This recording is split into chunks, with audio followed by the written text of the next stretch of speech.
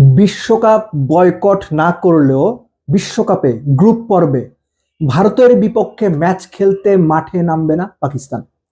পাকিস্তান সরকারের পক্ষ থেকেই এই ঘোষণা দেওয়া হয়েছে। অনেক বড় খবর, অনেক বড় খবর এই অর্থে, এই যে আইসিসির রেভিনিউ, সহজ কথায় টাকা পয়সা রোজগারের যে ব্যবস্থা বিশ্বকাপ থেকে, এই রোজগারের একটা বড় অংশ আসে ভারত পাকিস্তান ম্যাচ থেকে। টিকিট বিক্রি, স্পন্সরদের অনেক অনেক আগ্রহ, একই সঙ্গে টিভি রাইটস বা ব্রডকাস্ট রাইটস, অনেক হিসেব নিকেশ আছে। কিন্তু পাকিস্তানের এই যে সিদ্ধান্ত, এই সিদ্ধান্ত নিশ্চিতভাবেই আইসিসির জন্য বিরাট একটা ধাক্কা, ভারতের জন্য ধাক্কা। একটা ব্যাপার খেয়াল করেন যে পাকিস্তান বিশ্বকাপ বয়কট করতে পারে, খেলবে না, বাংলাদেশের পাশে দাঁড়াবে, বাংলাদেশের সাপোর্ট দেবে। আমি শুরু থেকে এই কথাটা বলে আসছি যে পাকিস্তান নৈতিকভাবে বাংলাদেশের অবস্থানকে যদি সাপোর্ট দেয়, দ্যাট ইজ ফাইন, এটা যে কোনো দেশই দিতে পারে। কিন্তু পাকিস্তান বাংলাদেশের জন্য বিশ্বকাপ খেলবে না, এইটা আসলে হওয়ার সম্ভাবনা অলমোস্ট নাই, এবং এটা লজিক্যাল কোনো ভিত্তিও নাই। পাকিস্তান বিশ্বকাপ বয়কট করেনি, কিন্তু বিশ্বকাপ বয়কট না করা, একই সঙ্গে ভারতের বিপক্ষে ম্যাচ খেলতে না চাওয়া কিংবা ওই ম্যাচে মাঠে না নামতে চাওয়ার পাকিস্তান সরকারের যে সিদ্ধান্ত, এটা নিশ্চিতভাবেই ক্রিকেট বিশ্বের জন্য নতুন একটা বার্তা। এরকম সিনারিও ক্রিকেট বিশ্ব আগে কখনো দেখেছে আমি ঠিক এই মুহূর্তে মনে করতে পারছি না। কোনো একটা দল পার্টিকুলার কোনো দেশে খেলতে যাচ্ছে না, খেলতে যাবে না, এরকম অনেক ঘটনা আছে। রিসেন্ট এক্সাম্পল বাংলাদেশ, আমাদের বাংলাদেশ।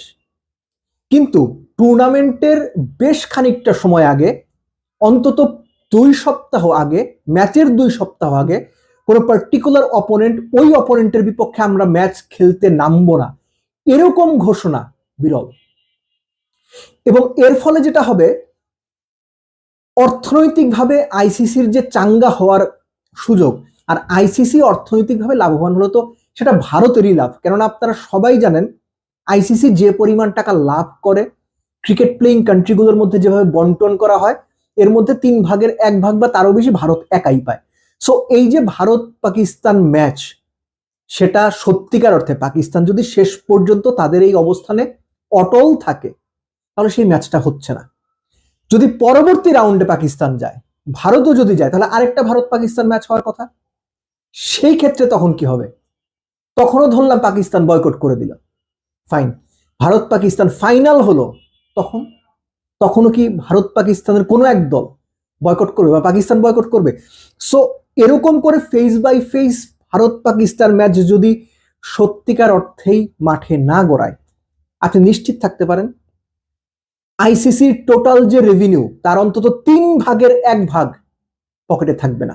একই সঙ্গে এই যে বাংলাদেশ খেলছে না, বাংলাদেশ না থাকার ফলে আমি যতটুকু জানি বুঝি বা যতটুকু তথ্য আছে আমার কাছে, আইসিসির টোটাল রেভিনিউ এর অন্তত 40% এবার ধসে যেতে পারে। অর্থাৎ ক্রিকেটের যে টাকা কামানোর system, ICC, Bharat, Australia, England বা অন্যান্য দেশগুলোর টাকা কামানোর যে সিস্টেম, সেই সিস্টেমে পাকিস্তানের এই না খেলতে চাওয়াটা বড় একটা আঘাত।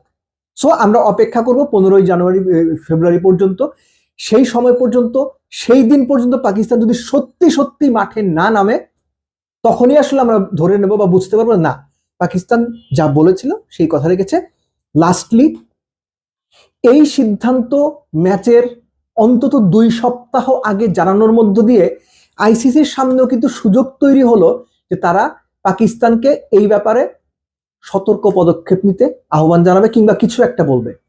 আমার কেন যেন মনে হচ্ছে যে আইসিসির তরফ থেকে পাকিস্তানকে এই ব্যাপারে কোনো একটা বার্তা দিয়ে মাঠে নামানোর জন্য একটা চেষ্টা করা হবে, কিংবা এই চেষ্টাতে কিংবা ভালো কথায় কিংবা সঠিক কথায় যদি কাজ না হয়, তখন আইসিসি হয়তো কিছু চটকদার কথাবার্তা বলবে, কিছু ভয় দেখানো কথাবার্তা পাকিস্তানকে বলতে পারে যে ভবিষ্যৎ সিরিজ হবে না, এই হবে না, ওই হবে না, নানান রকম কথাবার্তা হইতে পারে। কিন্তু এখনো পর্যন্ত এই মুহূর্তে যে পাকিস্তান দলের বিশ্বকাপ খেলবে কিন্তু ভারতের বিপক্ষে ম্যাচ খেলবে না 15 ফেব্রুয়ারি, এইটা যে সিদ্ধান্ত, এইটা ভাই ক্রিকেটের জন্য, আইসিসির জন্য, ভারতের জন্য বিরাট ধাক্কা, বিরাট ধাক্কা। কারণ টাকা পয়সা কামানোর যে বিষয়, হিসাব, এই হিসাবটা পুরোপুরি গরমিল হয়ে গেল।